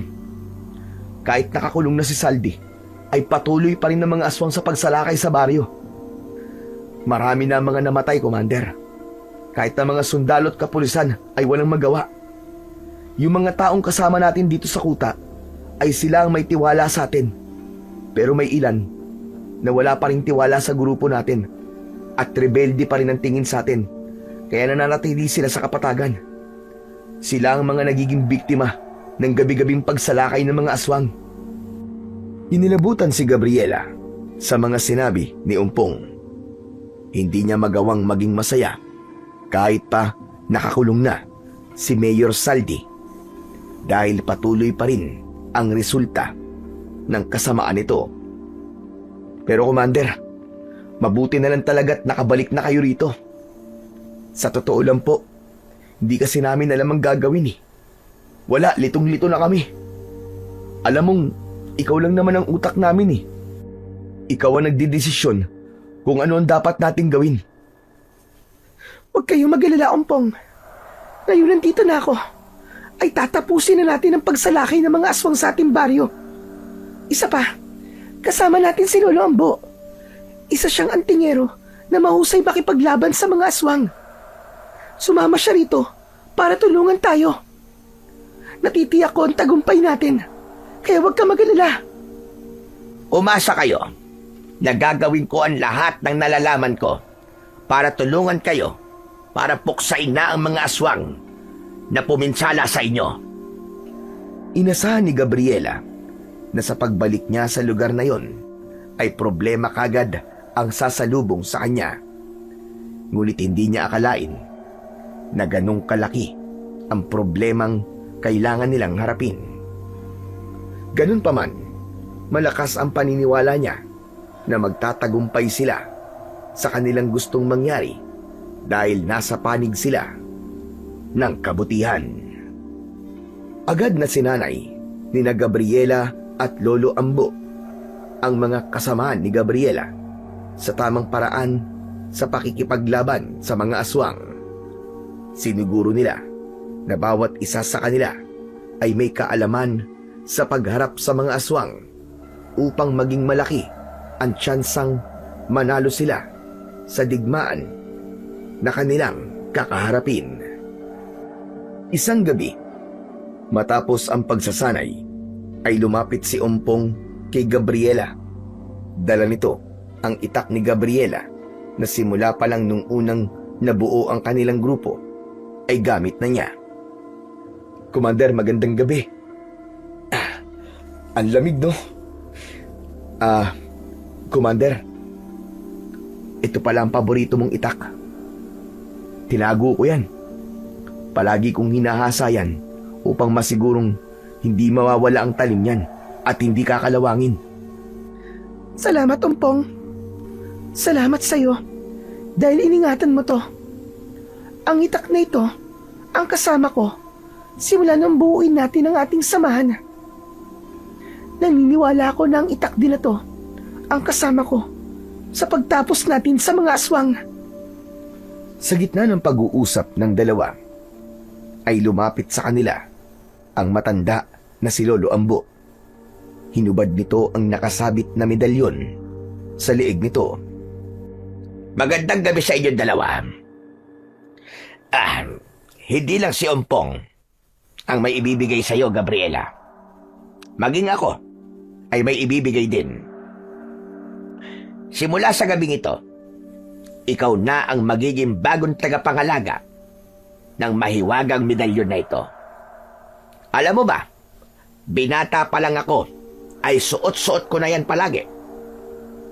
Yan ang nagbibigay sa akin ng lakas at tapang sa mga pakikipaglaban ko noon sa mga iba't ibang uri ng aswang. Ngayon, ikaw na ang magsusuot nito, Gabriela. pakaingatan mo sana. Pero, Lolo, parang hindi ko po kayang tanggapin yan. Alam ko po kung gaano kahalaga sa inyo ang medalyon na yan. Unang pagkikita pa lang po natin, ay suot niyo na po yan ah. Ama ka. Lubhang napakahalaga nga ng medalyon na to para sa akin. Kaya naman, ang gusto ko ay mapunta ito sa isang tao na karapat-dapat. At wala nang iba yon, kundi ikaw lamang, Gabriela. Naniniwala ako na gagamitin mo ang mahiwagang medalyon na ito sa kabutihan. Kaya, Gabriela, tanggapin mo ito. Gamitin mo ito sa misyon natin na ubusin ang hukbo ng mga aswang na nagdudulot ng takot sa inyong baryo at sa iba pa. Isinuot ni Lolo Ambo ang medalyon na yon sa leeg ng pinuno ng mga rebelde na si Gabriela. May naramdamang kakaiba si Gabriela sa kanyang katawan. Nag-init siya.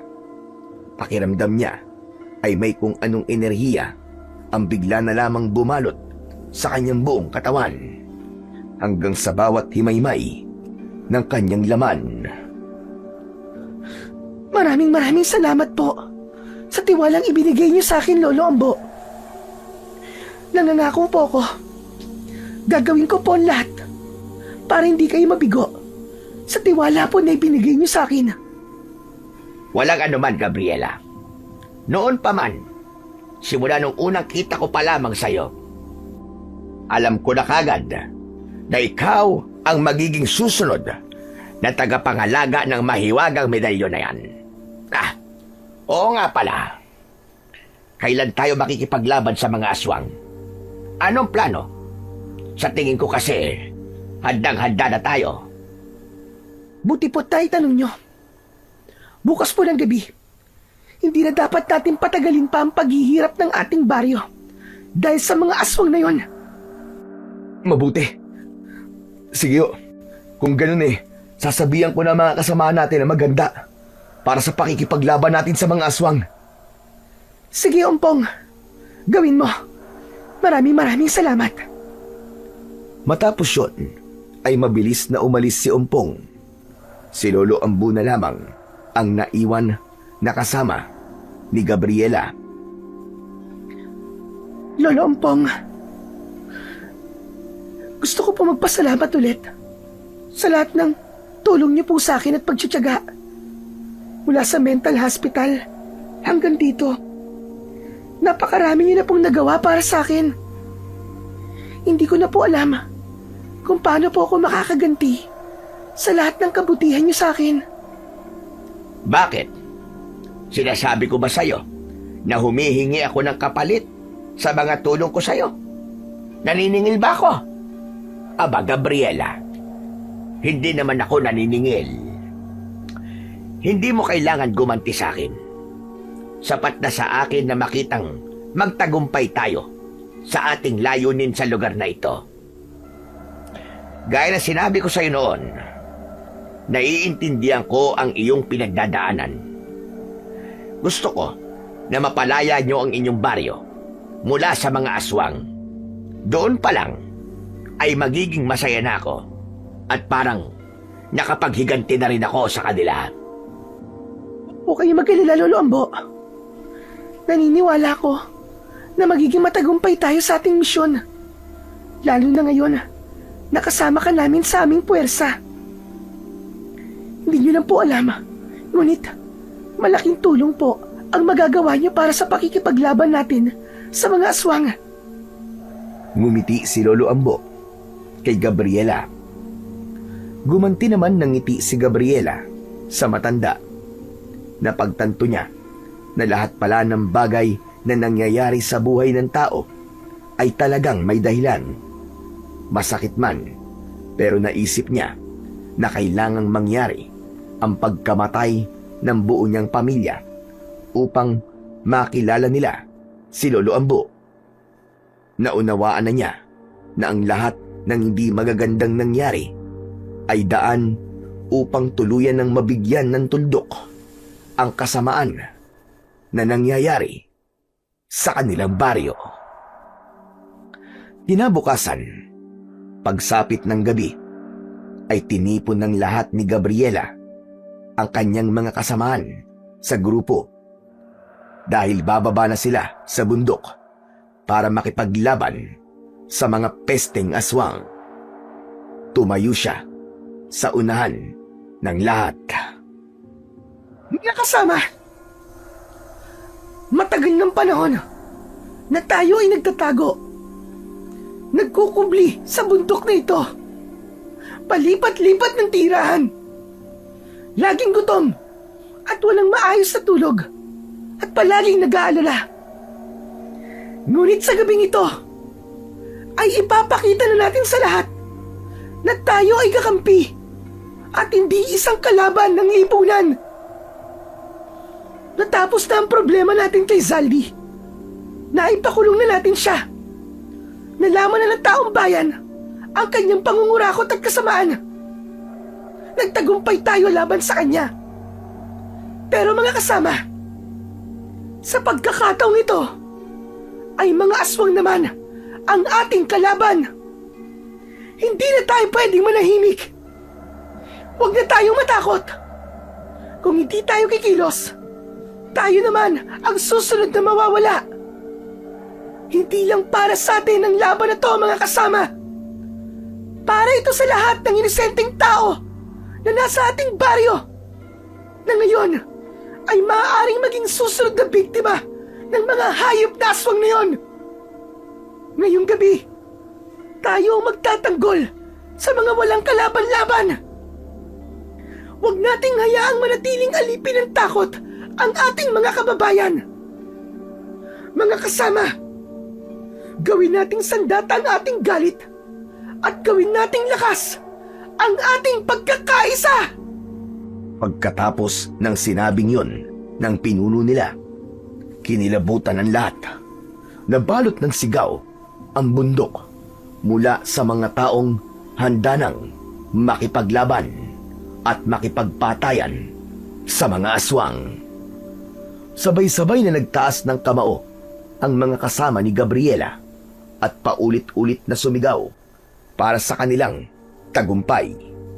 Napuno ng kasiyahan si Gabriela dahil mas lalo niyang naramdaman ang pagkakaisa nilang lahat para sa iisang layunin. Hindi nagtagal ay nagsimula ng bumaba sina Gabriela mula sa bundok.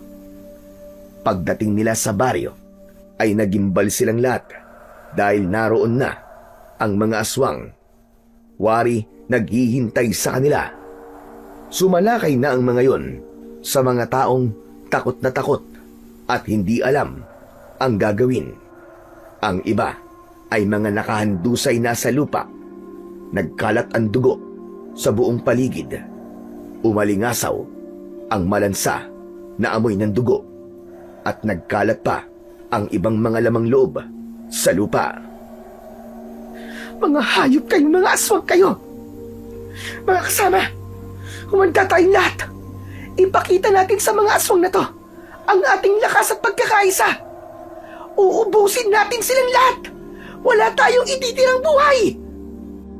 Sabay-sabay na sumugod sina Gabriela sa mga aswang. Una nilang sinalubong ang dalawang aswang na nakatayo sa gitna ng kalsada. Pinagtataga ni Gabriela ang dalawang aswang hanggang sa mamatay ang mga yun. Parang kinarne ang aswang. Nakipaglaban na rin si Ompong. Tinulungan naman ito ni Lolo Ambo na mabilis na ginilitan sa leeg ang aswang na muntik ng sumunggab kay Ompong. Dumami pa ang mga aswang. Halos sabay-sabay na umatake ang mga yon sa grupo ni na Gabriela, ngunit hindi umatras ang grupo nila. Sinalubong nila ang bawat pag-atake ng mga aswang. Si Gabriela ang nasa unahan ng lahat. Mabilis ang kanyang galaw at tila hindi siya nakakaramdam ng pagod. Ang bawat hampas ng kanyang itak ay mas matalim at mas malakas at alam niyang dahil yun sa suot niyang mahiwagang medalyon. Isang aswang ang biglang sumunggab mula sa kanyang likod, ngunit naramdaman niya kagad ang presensya nito. Mabilis na lumingon si Gabriela at dumiretso ang itak niya, direkta sa dibdib ng aswang. Pinagdiinan pa niya ito. Naramdaman ni Gabriela na mas lalong nagkaroon ng lakas ang loob ang mga kasama niya dahil sa husay na kanyang ipinapamalas. Makalipas ang ilang oras ng matinding labanan, unti-unti nang humina ang natitirang mga aswang. Ang ilan ay sinusubukan ng tumakbo at tumakas, ngunit mabilis na hinabol ni na Gabriela ang mga tumatakas. Siniguro nila na walang mabubuhay na aswang sa baryo nila sa gabing yun. Hindi nagtagal ay tahimik na ang buong paligid. Bagamat may ilan sa mga kasamahan ni Gabriela ang nasawi, ay naubos naman nila ang lahat ng aswang. Nagkalat ang mga walang buhay na katawan ng mga aswang sa paligid. May putol-putol na parte, paa, braso, at ilang mga pugot na ulo ng mga salot na aswang. Tapos na! Tapos na! Salamat sa Diyos! Salamat sa Diyos! Nagtagumpay tayo mga kasama! Wala na ang mga aswang! Napatay na natin silang lahat! Wala na ang mga aswang! Nagtagumpay tayo! Nagtaasan ang mga balahibo ng kanyang kasama sa sinabi ni Ompong. Nagsigawan sila sa labis na kasiyahan dahil sa tagumpay nila sa laban na yon. Tumayo si Gabriela sa gitna nila. Kahit isang sugat ay wala man lang itong natamo. Hindi niya magawang maging masaya ng lubusan dahil nakita niya ang ilan sa kanyang mga kasamaan na pinatay ng mga aswang. Ngayong gabi, tayo ay nagtagumpay mga kasama. Wala nang aswang ang papatay sa ating mga mahal sa buhay. Wala nang manggugulo dito. Ngunit ang tagumpay nito ay may kabayaran.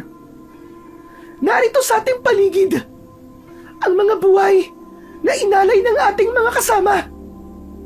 Mga mabubuting tao na walang hinangad, kundi ang kapayapaan at ligtas na pamilya. Ngunit, huwag nating isipin na sila ay basta na lamang nalagutan ng hininga. Ang bawat patak ng dugo nila ay naging pundasyon ng ating tagumpay. Hindi natin sila dapat kalimutan. Ang kanilang mga pangalan ay dapat maalala, hindi bilang mga rebelde, kundi bilang mga bayani ng ating baryo. Sila ang patunay na ang tunay na lakas ay hindi nasusukat sa kapangyarihan o posisyon sa komunidad, kundi sa tapang ng pusong handang isakripisyo ang sarili para sa kapakanan ng lahat at para sa ikabubuti ng taong bayan. Tahimik ang lahat. May mga umiiyak at may mga lumapit kina Gabriela para magpasalamat at humingi ng kapatawaran. At sa sandaling yon, kahit sa gitna ng pagdadalamhati, ay ramdam na ramdam ng lahat na nagsimula na ang bagong bukas para sa kanilang baryo.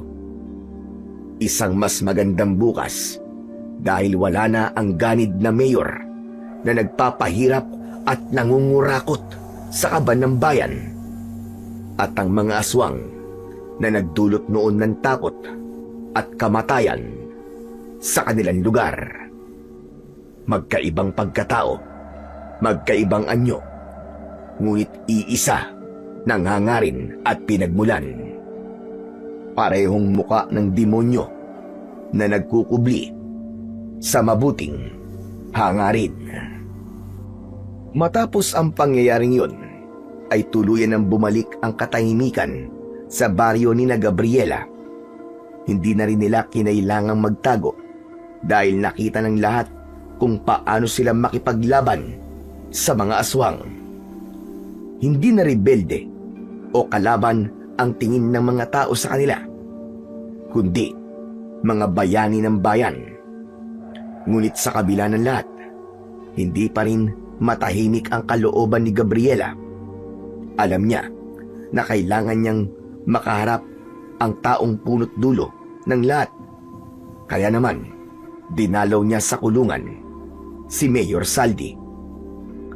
Hindi makapaniwala si Mayor Saldi nang pagpunta nito sa silid kung saan nagpupunta ang mga bumibisita sa kulungan, ay naroon si Gabriela.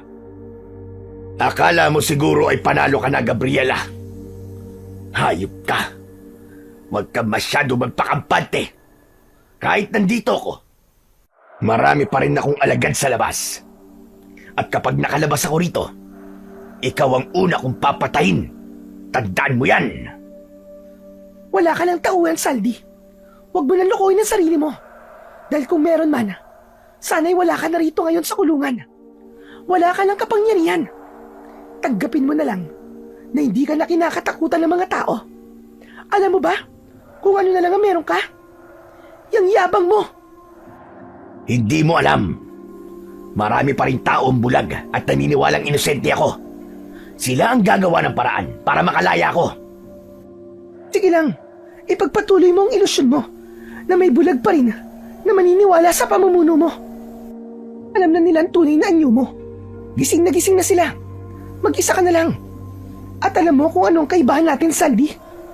Ako ay may mga taong handang tumayo sa tabi ko kahit wala akong posisyon o kapangyarihan. Samantalang ikaw, kahit gaano ka kalakas noon, ay mag-isa ka na ngayon. At habang nabubulok ka dito sa loob, patuloy na uusad ang baryo. Hindi namin kailangan ng isang tulad mo. Napakataas ng tingin mo sa sarili mo. Bakit? Sino ka ba? Humanda ka dahil papatayin kita. Wala akong pakialam kahit madagdagan ang aking sentensya. Basta't mapatay lang kitang babae ka. Susugurin sana ng mayor si Gabriela, pero mabilis itong napigilan ng dalawang pulis. Tumayo na si Gabriela at nakataas ang noong tinignan ang pagwawala ng dating mayor. Bitiwan niyo ako! Papatayin ko ang babaeng yan! Kung makikita mo lang sana ang sarili mo ngayon, sigurado ko na maaawa ka sa sarili mo. Oo nga pala, pinapatawad na kita sa pagiging utak mo sa kamatayan ng pamilya ko. Isang mapait na ngiti ang pinakawalan ni Gabriela bago siya tumalikod at naglakad palayo kay Mayor Saldi. Patuloy pa rin ang pagsigaw at pagwawala ng dating mayor. Ang pagpapatawad na yun ni Gabriela ay hindi para kay Mayor Saldi. Ginawa niya yon para sa kanyang sarili. Alam niya na yun lamang ang tanging paraan upang makalaya na siya sa galit at puot. Nang dahil sa pamumuno ni Gabriela sa paglaban sa mga aswang, ay marami ang humimok sa kanya na tumakbo sa susunod na eleksyon. Ngunit tumanggi siya sapagkat alam niya na kahit wala siyang posisyon sa gobyerno, ay kaya niyang makatulong sa sarili niyang paraan. Samantala, nahanap ni Lolo Ambo ang bago nitong tahanan sa piling ng mga tao sa baryo ni na Gabriela. Sa puso ni Gabriela, malinaw ang aral na iniwan ng lahat ng pinagdaanan niya, na ang buhay ay laging may dalang sugat at sakripisyo.